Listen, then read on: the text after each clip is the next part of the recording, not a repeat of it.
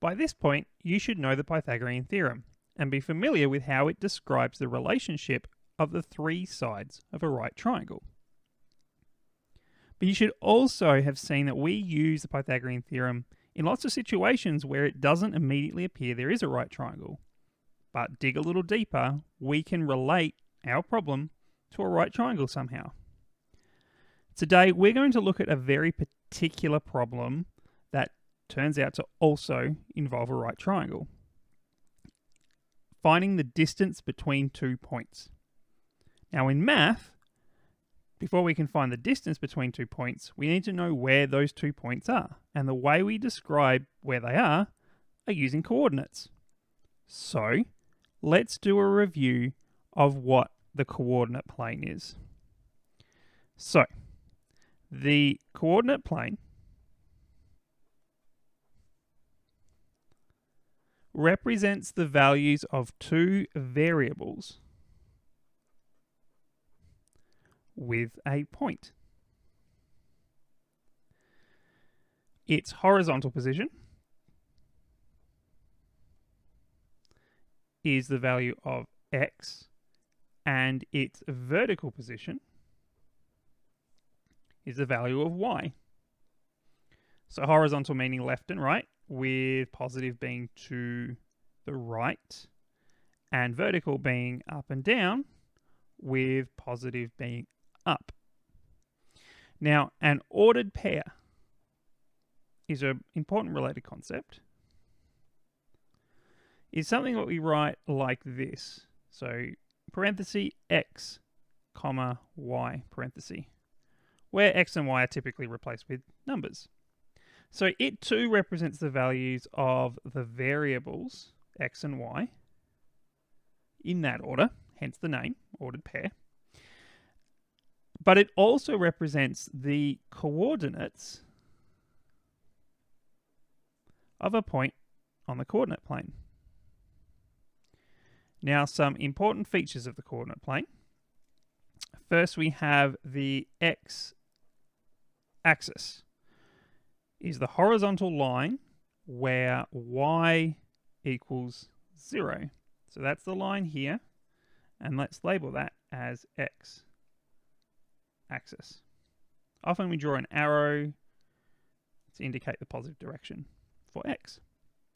The y-axis is the vertical line where x equals 0. So this is the line here. And so let's label that. Writing sideways is easier said than done. Let's pretend I can actually write sideways. So that should say y-axis. Now the point where these two lines intersect has a name, and that is the origin. So that's where the axes intercept, and it has the coordinates 0, 0. So let's point that out. So that is that point there, and that is our origin.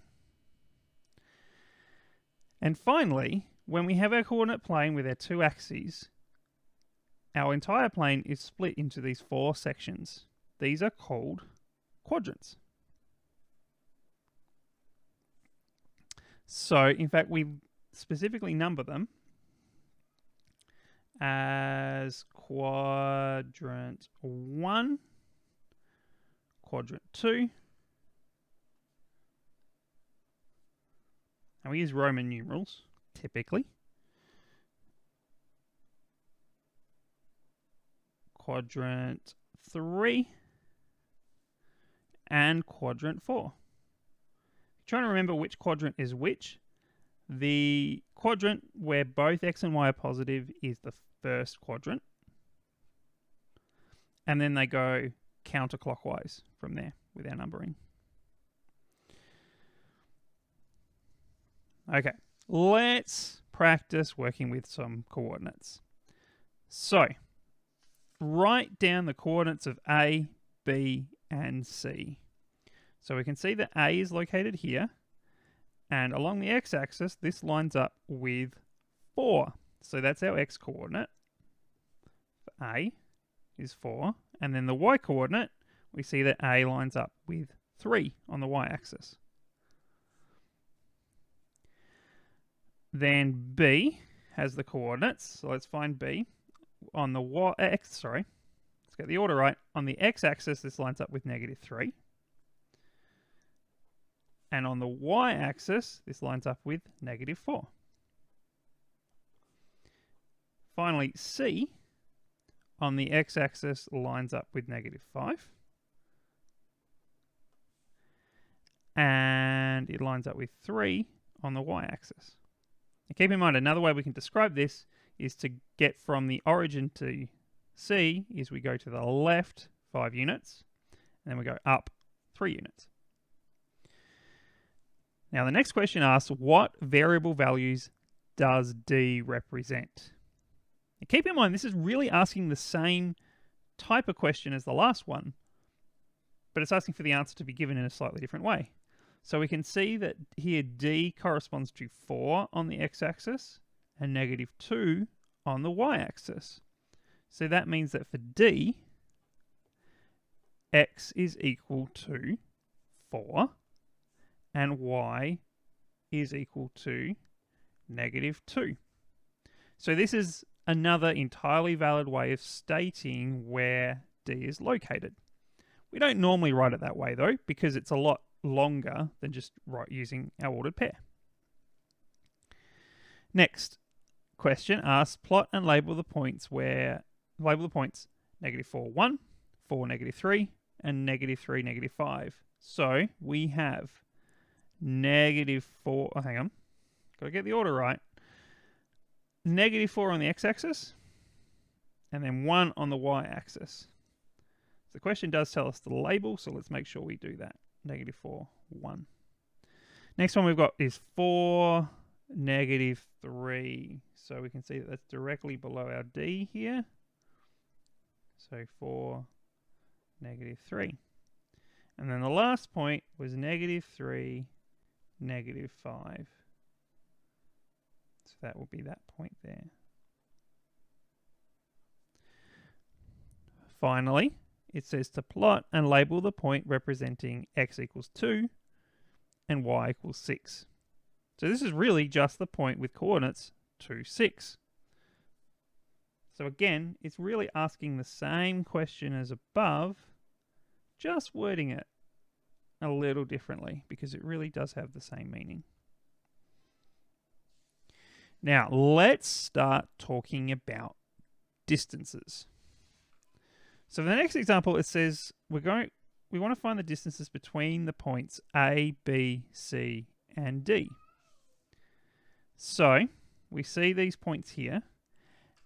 And if I'm looking at this, let's say we're looking at the points B and C, this is going to be quite difficult to find the distance between.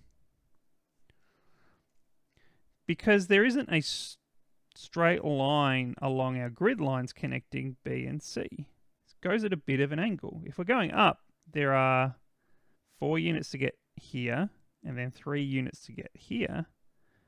But because I need to go on a bit of an angle to get to C, that's not going to be an exact number of units to get there. There are some easier ones to find though. So we've got between A and C, this is just a perfectly horizontal line. And we can just count off the number of spaces using the grid. And between A and D, we have a perfectly vertical line. So that will just be the number of spaces on the grid. So if we want to write this down, we have the distances between A and C. And convention in math, if you want the distances between 2 points, we represent that by just listing the names of the 2 points.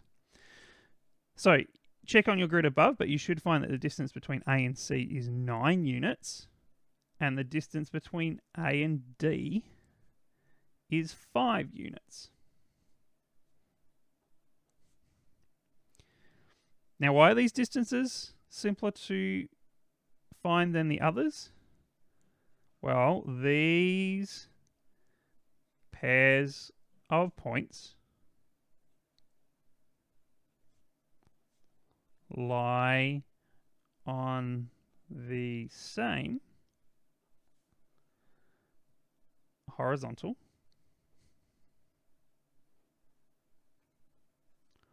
or vertical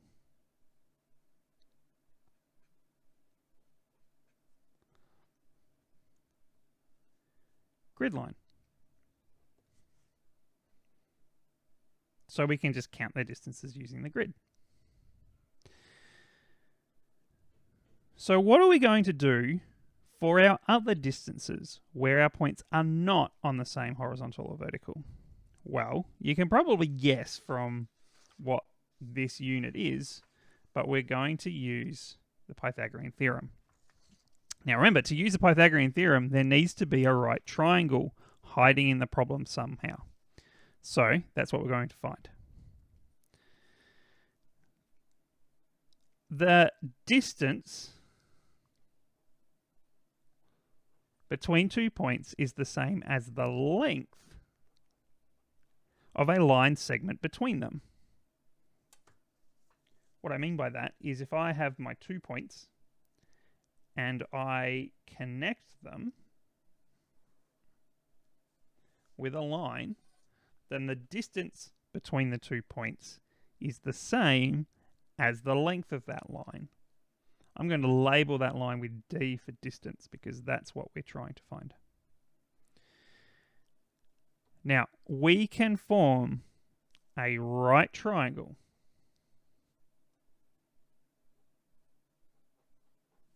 with the distance as the hypotenuse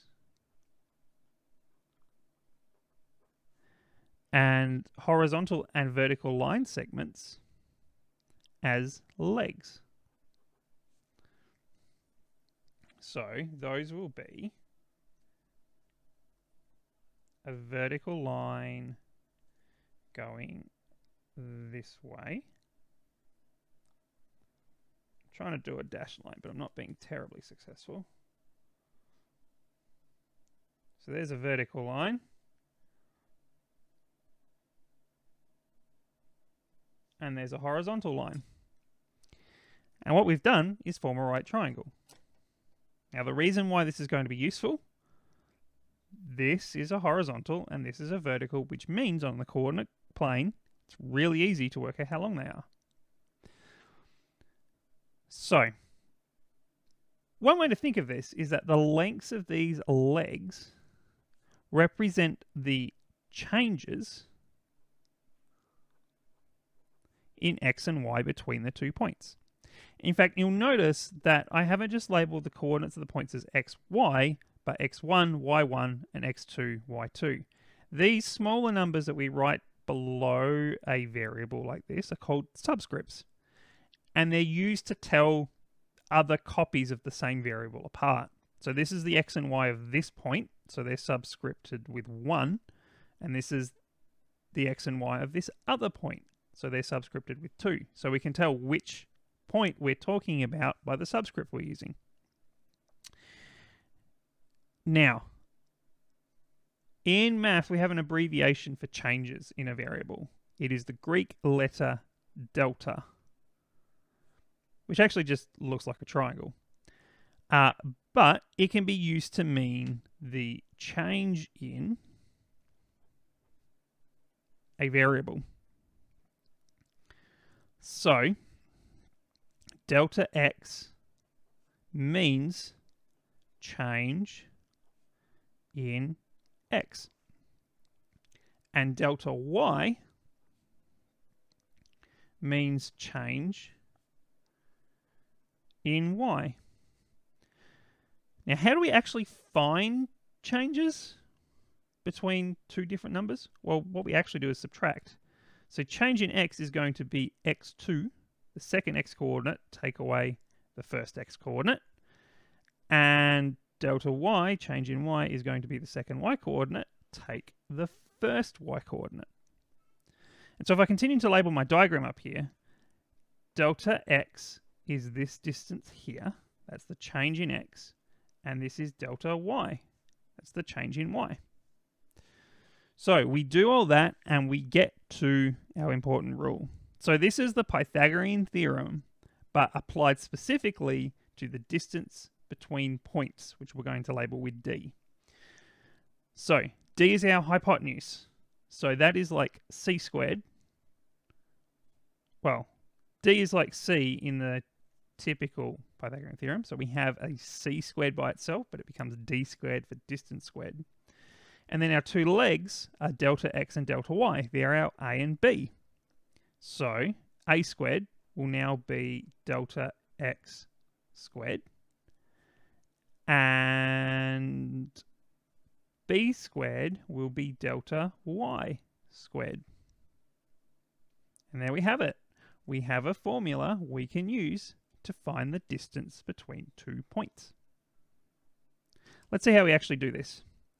So we want to find the distance between the points 2, 3 and 5, negative 4. And we already have them plotted here for our convenience. So let's show ourselves where this right triangle is hiding.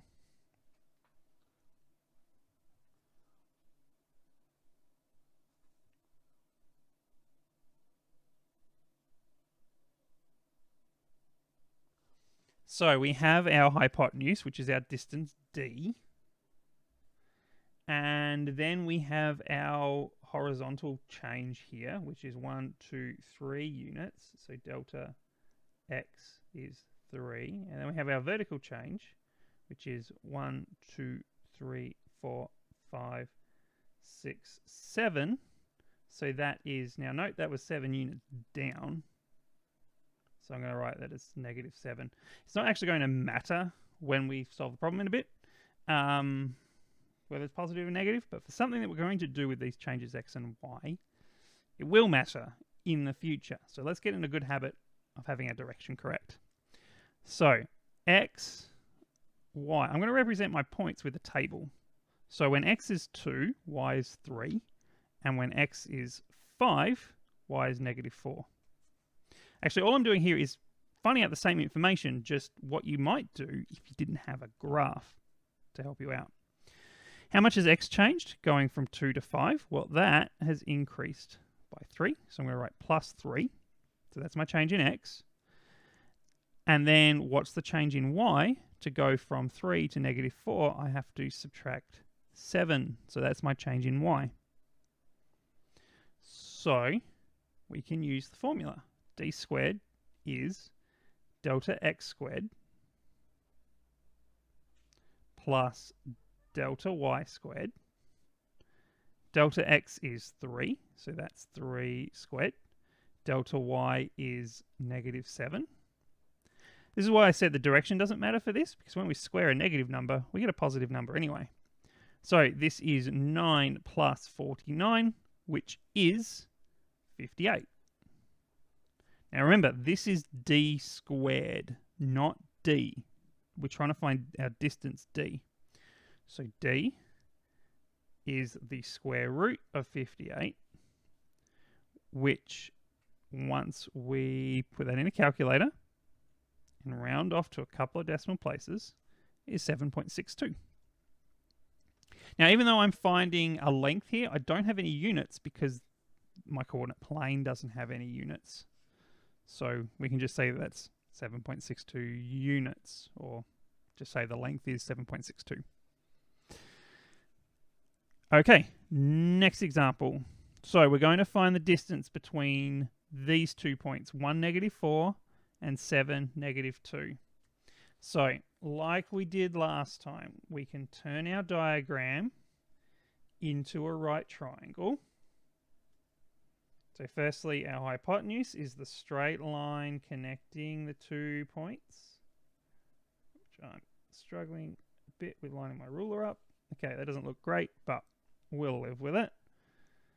But then I need my horizontal and vertical legs to form my right triangle. And we can look at this and see that by counting 1, 2, 3, 4, 5, 6, that's our delta x. And then delta y is 1, 2 units. Now, if you have the diagram, you don't have to do this next bit because you've got our delta x and delta y. You can go ahead and calculate what d is, just treating it as a right triangle. But again, let's pretend we didn't have the diagram. Let's show how you might do it just using algebra. So we've got x is changing from 1. Well, we'll start with 1, -4 for the first point. And then we have 7, -2 for the second point. X goes from 1 to 7, so we are adding 6. Y goes from -4 to -2, so we are adding 2. So d squared is change in x squared, or delta x squared, plus change in y squared, or delta y squared. Delta x is our change in x in the table. This was 6. Delta y, our change in y, was 2. Square those, we get 36 and 4. And add those together, and we get 40. So the distance between the 2 points is the square root of 40, which is, once we calculate it and round it off, 6.3